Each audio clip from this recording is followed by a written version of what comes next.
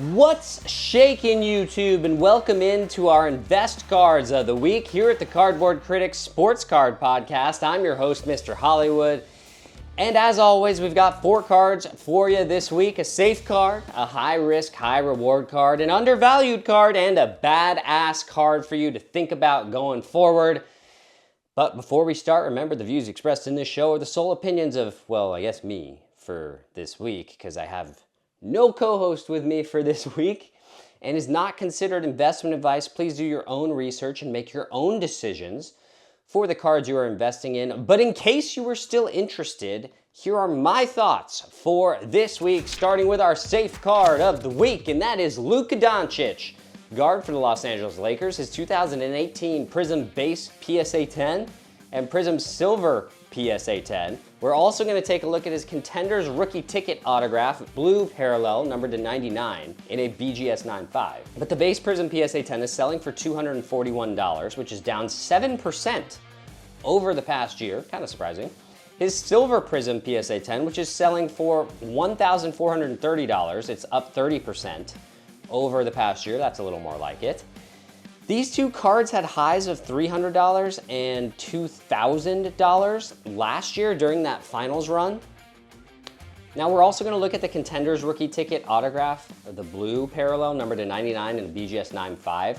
That is selling currently, the last sale was $5,880, and that is the cheapest the card has ever sold for. The previous sale before that was $6,300 in 2023. So we give you 3 options, right? Depending on your price range. If you're in the $100, or if you're in the $200 range, if you're in the $1,000+ range, if you're in the $3,000, $4,000, $5,000+ range. That's why we're doing these 3 options for you. But Luka 2020-25. Did I say 2020-25? 2025. 26.6 points per game, 8.3 rebounds, 7.8 assists on 44.7% shooting. After a slow first 3 games with LA, obviously, he has exploded with triple doubles, a 15 assist game. The Lakers have won 8 of 10 as of the recording of this, although we did lose LeBron James for 1 to 2 weeks with a groin strain. The Lakers are now second in the West now, though, behind only Oklahoma City, and they accomplished something in the past couple weeks that they essentially have failed to do in the past few years, and that's win a game in Denver. They did go into Denver and beat the Nuggets with LeBron and Luka Doncic, and honestly, they're only going to keep getting better. LeBron and Luka is the best 1-2 combo in the NBA, period, and you cannot convince me otherwise. There's plenty of teams with great 1-2 combos. But this one, LeBron and Luka Doncic on the same team, this is two of the top five players in the NBA. Nobody else has that. In terms of Luka, the playmaking and the vision he has that he's added to this team cannot be overstated enough. He makes so many plays for other guys that they've been elite still without even an average big man for the most part. And Luka's so young, and he's in the LA market now. Being in the LA market makes a big difference. The LA market will drive his card prices up come playoff time. That $2,000 high we saw in the finals last year, if he does that in LA, takes LA to the conference finals or the NBA finals, I'm telling you, push that $2,000 up another 30%. That's the LA premium. You know how they say everything's bigger in Texas? Well, you know what's actually bigger in LA? Money. And people willing to spend it on sports cards of their hometown heroes. And that's just a fact. LA just has more dollars rolling through it than Dallas does. That's a fact, right? As a current situation, Luka Doncic is safe as a card investment until the playoffs, barring injury and barring the Lakers being eliminated. But for now, Luka Doncic is about as safe a card as you're going to get, barring injury. I guess LeBron's injury, you kind of got to keep an eye on that. But Luka Doncic, in my opinion, real safe right now. But what is our next card? It is high risk, high reward. Card number 2 of the week. And that one is going to be Alexander Ovechkin, the left winger for the Washington Capitals. Why is this high risk, high reward? Well, Alex Ovechkin is just 8 goals shy of Wayne Gretzky's all-time goals record of 894. Ovechkin has scored 886 career goals. There are just 18 games left this season, meaning he needs to score 8 more to tie Gretzky and 9 to break the record. So that averages out to exactly at least 1 goal every other game in order to break the record this season. Keep in mind, we filmed this a few days ago, so those numbers may look different when this video posts. But if Alex Ovechkin does break that record, his cards will pop off. I'm telling you, they will pop off upward at the end of the season.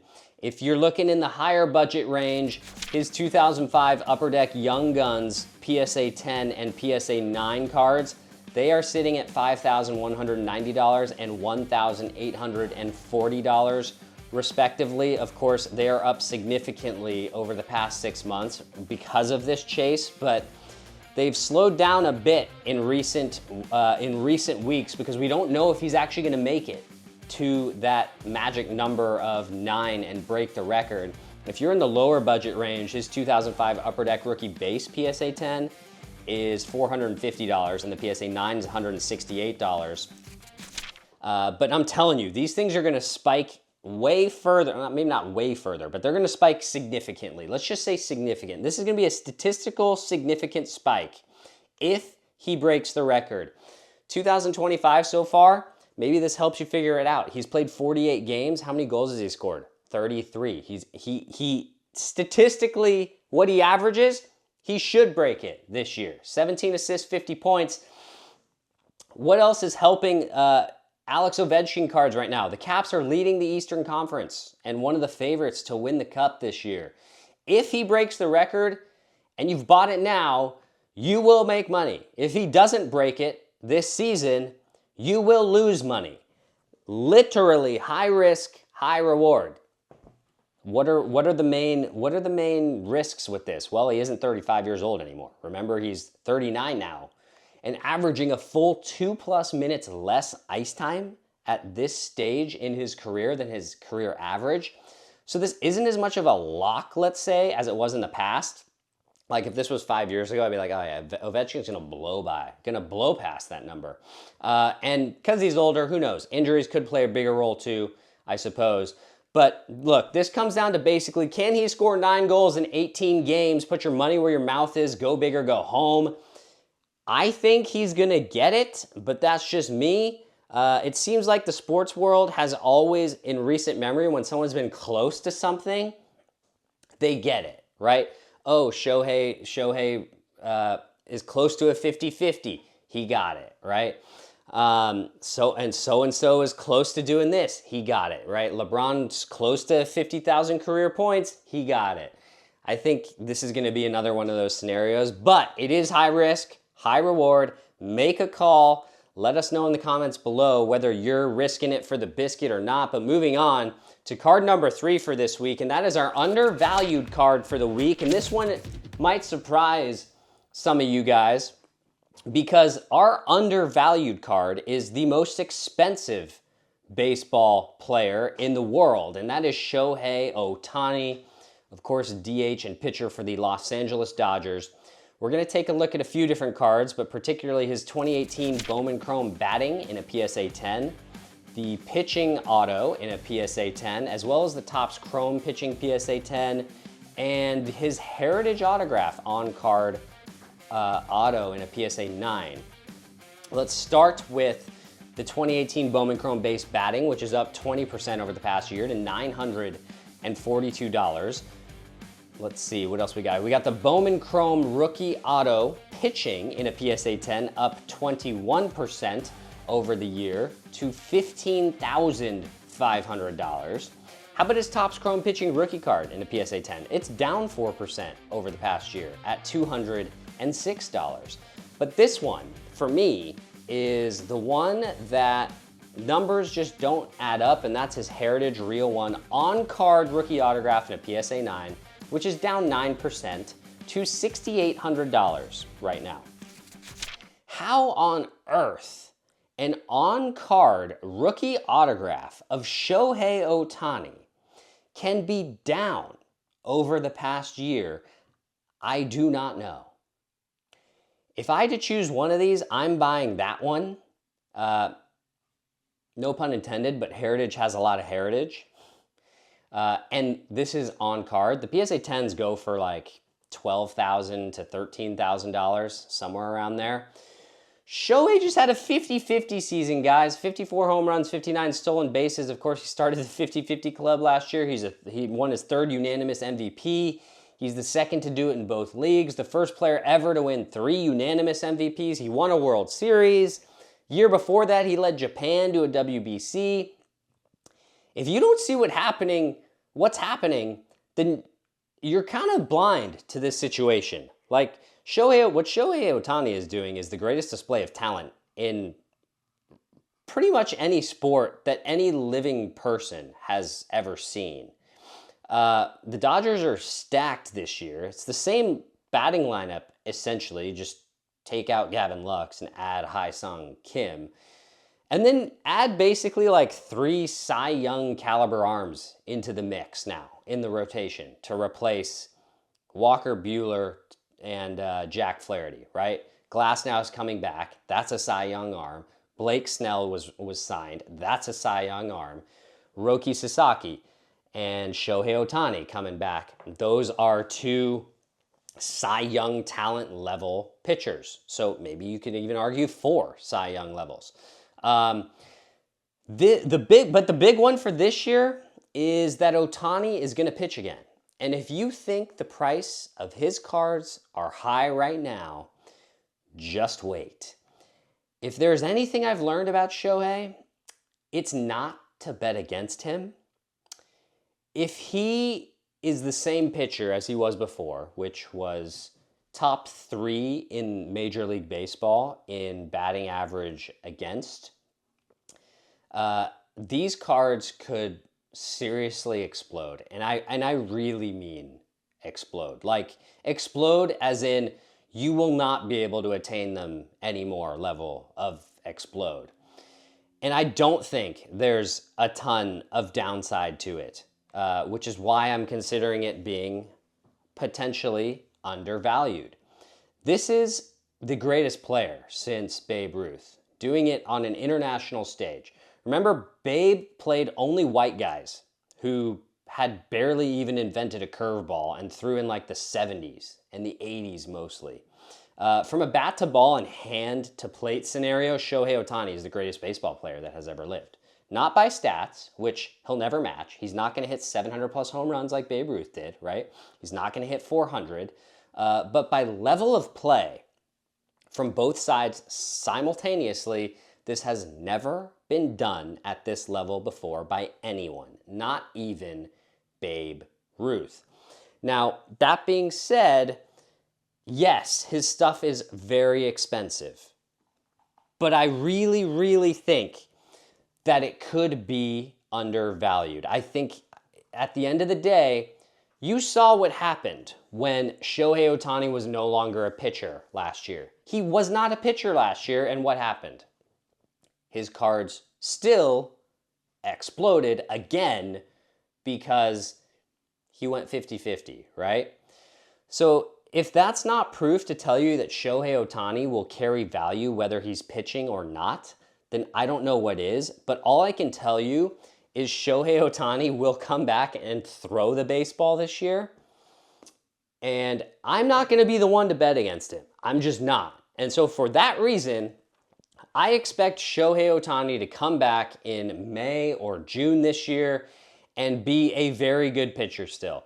That is what I am anticipating. And if that happens and the Dodgers are that good again this year, and let's say they win 105 plus games or something, I am telling you, Shohei Ohtani cards are going to be way more expensive in 6 months than they are right now. And that's why Shohei Ohtani is our undervalued card of the week. But moving on to our last card of the week, and of course, that is our badass card.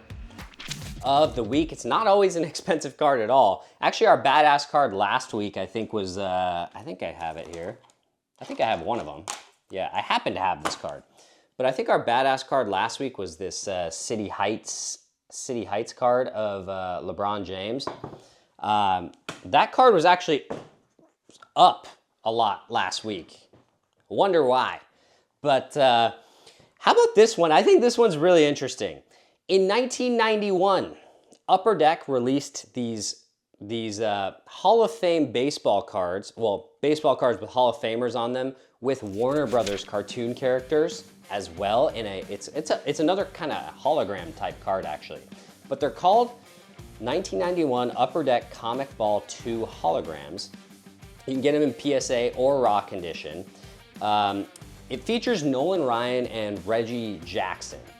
And there are dual cards with both Nolan and Reggie on the same card along with the cartoons, and there are single ones with just Nolan or just Reggie with different cartoons.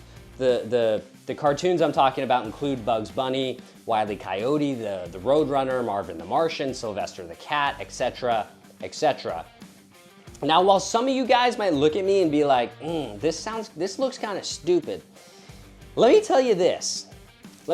Number one, these cards sell for anywhere between like $5 and $25 typically, even in PSA slabs. Like PSA 8s are like $15 to $25, right? Mostly because they're comic cards. There's a lot of them out there, right? But what makes this really interesting to me is that this insert set came out 5 years, I don't know if I'd call it an insert set, but this came out 5 years before a very famous movie that depicted athletes with cartoon characters. What was that movie? You probably guessed it. That was Space Jam. Now, Space Jam started as an idea from commercials that Nike was shooting with Michael Jordan and Bugs Bunny.